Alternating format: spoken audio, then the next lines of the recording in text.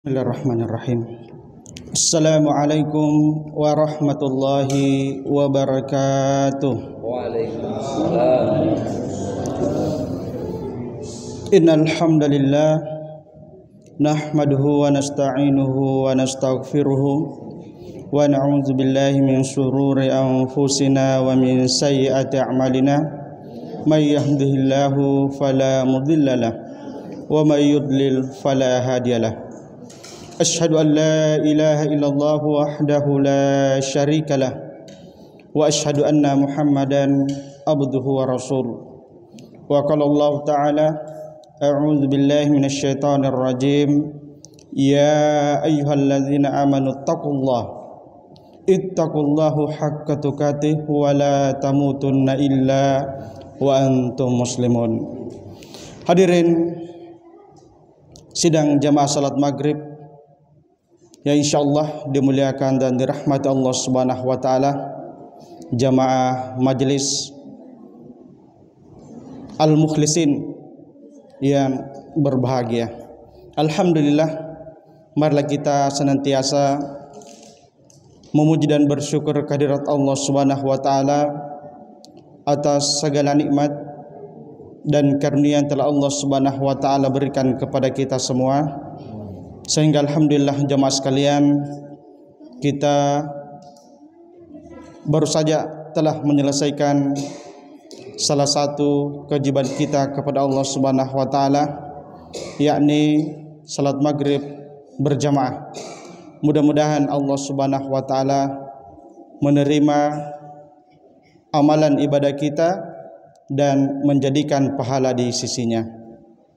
Salam dan juga salawat mari kita sampaikan kepada Nabi kita Nabi Muhammad sallallahu alaihi wasallam, kepada keluarganya, sahabat-sahabatnya dan orang-orang yang senantiasa istiqamah di jalannya. Alhamdulillah jamaah sekalian, kembali pada kesempatan yang berbahagia ini kita dalam rangka program ceramah dan diskusi, yang mana pada kesempatan kali ini kami akan membawakan tema atau judul Allah tidak butuh ibadahmu. Hadirin sidang jamaah salat maghrib yang insyaallah dimuliakan dan dirahmati Allah Subhanahu wa taala, tentunya ada satu prinsip yang perlu kita pahami, bahwa setiap ketaatan yang kita lakukan, setiap ibadah yang kita lakukan jamaah sekalian, sesungguhnya Allah Subhanahu wa taala sama sekali tidak membutuhkannya. Karena Allah Subhanahu wa taala tidak membutuhkan ketaatan yang dilakukan oleh makhluknya, sehingga tidak ada satupun ibadah yang kita lakukan kepentingannya kembali kepada Allah Subhanahu wa taala. Sehingga jemaah sekalian, kalaupun manusia yang ada di dunia ini semuanya kufur kepada Allah, maka tentunya Allah tetap maha kuasa, Allah tetap maha perkasa. Kerajaan Allah Subhanahu wa taala tidak akan berkurang sedikit pun. Sebaliknya jamaah sekalian, meskipun seluruh makhluk yang ada di alam semesta ini jamaah sekalian semuanya taat kepada Allah Subhanahu wa taala, itu pun tentunya tidak akan menambah kekuasaan dan kerajaan Allah Subhanahu wa taala. Allah Subhanahu wa taala berfirman melalui pesan yang disampaikan oleh nabinya Nabi Musa alaihissalatu wassalam, seperti yang disebutkan di dalam surah Ibrahim ayat 8. Allah Subhanahu wa taala berfirman, wa qala Musa in takfuru antum wa man fil ardi jami'a fa innallaha laganiyun hamid. Musa mengatakan, kalaupun kalian kufur dan seluruh makhluk yang ada di muka bumi ini juga demikian, sesungguhnya Allah Ta'ala tetap zat yang maha kaya, yang tidak membutuhkan alam semesta ini, dan dia tetap maha terpuji.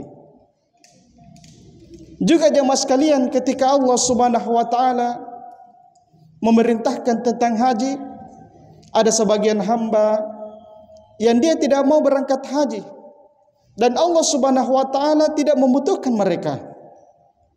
Allah taala berfirman, "Walillahi 'alan nasi hajjul baiti man istata'a ilaihi sabila, wa man kafara fa innallaha ghaniyun 'anil 'alamin." Hanya milik Allah yang menjadi kewajiban bagi umat manusia berhaji ke Baitullah bagi siapapun yang mampu untuk melakukan perjalanan ke sana. Kemudian Allah Subhanahu wa taala katakan, namun siapapun yang kufur, dalam artian di sini tidak berangkat haji, tidak mau berangkat haji, sesungguhnya Allah Subhanahu wa taala itu tidak membutuhkan apa yang ada di alam semesta ini. Al-Imran ayat 97. Artinya jamaah sekalian, siapapun yang berbuat taat, sama sekali Allah tidak menambah kerajaan Allah. Dan siapapun yang tidak mau melakukan ketaatan itu juga tidak akan mengurangi kerajaan Allah Subhanahu wa taala. Disebutkan dalam hadis qudsi dari sahabat Abu Dzar Al-Ghifari radhiyallahu an bahwa Nabi sallallahu alaihi wasallam meriwayatkan dari Rabbnya. Allah taala berfirman, "Lau anna awwalakum wa akhirakum wa insakum wa jinnakum kanu ala afjari qalbi rajulin wahidin minkum." Wahai para hambaku, andaikan makhluk yang pertama hingga yang terakhir, baik itu dari kalangan jin dan manusia, mereka menjadi manusia yang paling bertakwa di antara kalian. Anggaplah takwanya itu sebagai contoh, misalnya seperti takwanya semuanya seperti Nabi Muhammad sallallahu alaihi wasallam. Takwanya seperti Nabi kita Nabi Muhammad sallallahu alaihi wasallam, ya. Maka apa kata Allah Subhanahu wa taala? Maza dazalika fi mulki syai'a.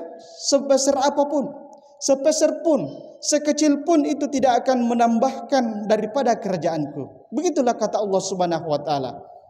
Jadi disebutkan, andaikan semua manusia itu bertakwanya seperti Nabi kita Nabi Muhammad sallallahu alaihi wasallam dari awal sampai akhir, orang yang pertama sampai orang yang terakhir, jamaah sekalian, kata Allah, sedikit pun itu tidak akan menambah daripada kekuasaan Allah Subhanahu wa taala.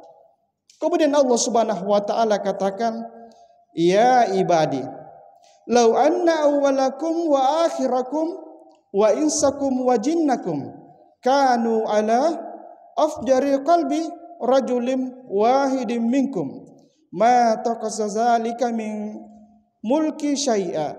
Ya ibadi, wahai para hambaku, andaikan makhluk yang pertama dan juga sampai makhluk yang terakhir, baik dari kalangan jin dan manusia, ya, mereka menjadi makhluk yang paling jahat di antara kalian. Jadi sebaliknya tadi, menjadi makhluk yang paling jahat di antara kalian. Anggaplah jahatnya itu seperti iblis. Mereka semua seperti iblis, jamaah sekalian rahmat Allah Subhanahu wa taala. Mempunyai hati sebagaimana hatinya iblis.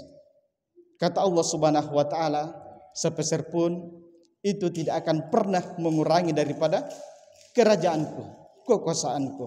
Hadis riwayat Muslim. Sehingga Allah Subhanahu wa taala tegaskan dalam hadis ini bahwa ketaatan yang kita lakukan sepeser pun tidak kembali pada keuntungan Allah Subhanahu wa taala. Demikian pula kemaksiatan yang kita kerjakan sama sekali juga tidak akan mengurangi kerajaan Allah Subhanahu wa taala, karena masing-masing manusia akan menanggung sesuai dengan amal yang dia kerjakan. Lalu pertanyaannya jamaah sekalian rahmati Allah Subhanahu wa taala, lalu siapakah yang akan mendapatkan keuntungan atau mendapatkan manfaatnya ketika kita melakukan ketaatan? Jawabannya adalah tentunya diri kita sendiri. Jadi ketaatan yang kita lakukan, amalan saleh yang kita lakukan, kebaikan yang kita lakukan jamaah sekalian, itu akan kembali kepada diri kita sendiri jamaah sekalian, bukan siapa-siapa, apalagi kepada Allah Subhanahu wa taala. Demikian pula sebaliknya jamaah sekalian, ketika kita manusia melakukan perbuatan maksiat, ya, tentunya yang akan mendapatkan dampak buruknya adalah manusia itu sendiri yang melakukan keburukan. Berbeda dengan makhluk ketika ada orang yang berkuasa, kita manusia Seperti misalnya ada seorang pimpinan yang mana ya bawahannya tidak taat kepadanya, ya bisa jadi itu akan mengancam kekuasaannya. Ya karena dia manusia. Ketika ada orang yang memiliki posisi atau jabatan namun ternyata tidak mau tunduk kepadanya, bawahannya tidak mau tunduk kepadanya, bisa jadi itu akan mengancam status sosialnya. Itulah manusia jamaah sekalian rahmat Allah Subhanahu wa taala. Tetapi Allah Subhanahu wa taala tidak berlaku hukum yang semacam ini. Karena itulah Allah Subhanahu wa taala banyak menegaskan di dalam Al-Qur'an, ya, mengingatkan kepada kita.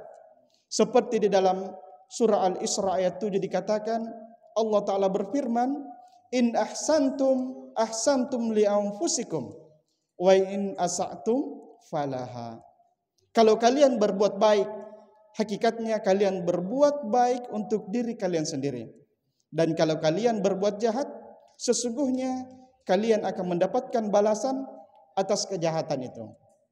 Dalam ayat yang lain dalam surah Fussilat ayat 46, Allah Subhanahu wa taala berfirman, "Man 'amila shalihan falinafsihi wa man asaa fa 'alaiha wa ma rabbuka bidzallamil lil abid." Barang siapa melakukan amal saleh maka manfaatnya kembali kepada dirinya sendiri. Dan siapa yang berbuat jahat maka hukumannya juga akan kembali kepadanya. Dan Allah Subhanahu wa taala tidak pernah menzalimi hambanya. Jamaah sekalian rahmat Allah Subhanahu wa taala. Olehnya itu sekali lagi kita ya memohon kepada Allah Subhanahu wa taala agar tentunya kita diberikan hidayah oleh Allah Subhanahu wa taala untuk senantiasa melakukan amalan-amalan kebaikan, amalan-amalan ketaatan jamaah sekalian rahmat Allah Subhanahu wa taala, dan keyakinan bahwa kitalah yang butuh kepadanya. Kitalah yang butuh kepadanya jamaah sekalian. Bukan karena Allah Subhanahu wa taala membutuhkan ketaatan yang kita kerjakan. Sekali lagi bahwa kitalah yang butuh kepadanya. Olehnya itu jamaah sekalian sekali lagi kita berdoa kepada Allah Subhanahu wa taala. Mudah-mudahan ya kita mempunyai prinsip yang demikian. Karena ada sebagian orang yang ya mungkin ada merasa ya berjasa ketika dia sudah beramal, terutama misalnya amalan-amalan sosial yang dia lakukan, ya apakah mungkin menyumbang di masjid, ada yang berwakaf, beramal, membantu orang lain dan sebagainya. Padahal hakikatnya amal yang dia kerjakan sesungguhnya siapakah yang dia butuh? Siapakah yang butuh? Tentunya jamaah sekalian diri sendiri. Jadi kembali lagi bahwa satu prinsip yang perlu kita sadari jamaah sekalian, Allah Subhanahu wa taala tidak membutuhkan amal kita, ya. Dan Allah Subhanahu wa taala menjanjikan siapa yang berbuat baik seharusnya manfaatnya kembali kepada dirinya sendiri. Dan ya Allah Subhanahu wa taala tidak mempunyai kepentingan di sana. Ya jamaah sekalian, karena itulah satu niat yang baik yang perlu kita tanamkan dalam diri kita, ya. Setiap kita melakukan amalan-amalan kebaikan, amalan-amalan sosial, baik misalnya kita menyumbang, ya, membantu orang yang membutuhkan, kita harus pahami bahwa kita yang membutuhkan bukan orang yang menerima yang butuh. Ya, sehingga ketika orang tersebut misalnya kita membayar zakat, ya diserahkan zakat misalnya tersebut kepada fakir miskin, maka sebenarnya siapakah yang membutuhkan, yang mendapatkan manfaat yang lebih besar? Jawabannya adalah yang membayar zakat ini yang membutuhkan.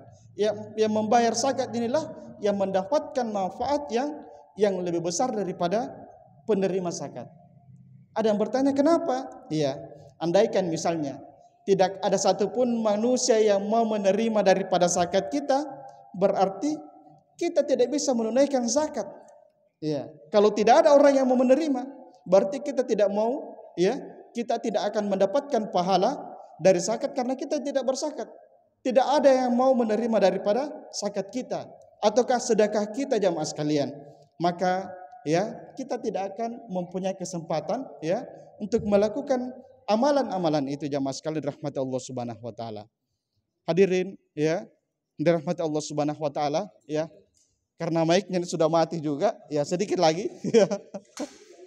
Ya, maka kalaupun misalnya kita melakukan amalan-amalan ya, amalan-amalan kebaikan ya, amalan-amalan yang saleh lainnya jamaah sekalian rahmat Allah Subhanahu wa taala ya, ya, bukan karena kita merasa mempunyai jasa yang besar kepadanya. Ya, jadi jangan kita menganggap bahwa kita sudah melakukan hal-hal amalan-amalan dan sebagainya, ya kitalah yang berjasa lebih besar. Tidak jamaah sekalian. Tentunya sekali lagi, apapun yang kita lakukan jamaah sekalian, kebaikan yang kita lakukan, amalan yang kita lakukan, itu kembali kepada diri kita. Saya kira demikian jamaah sekalian pengantar daripada diskusi kita. Ya, mudah-mudahan apa yang kami sampaikan ini ya bermanfaat bagi diri dan jamaah sekalian. Demikian subhanakallahumma bihamdik, nasyhadu an la ilaha illa anta nastaghfiruka wa atubu ilaik. Wassalamualaikum warahmatullahi wabarakatuh.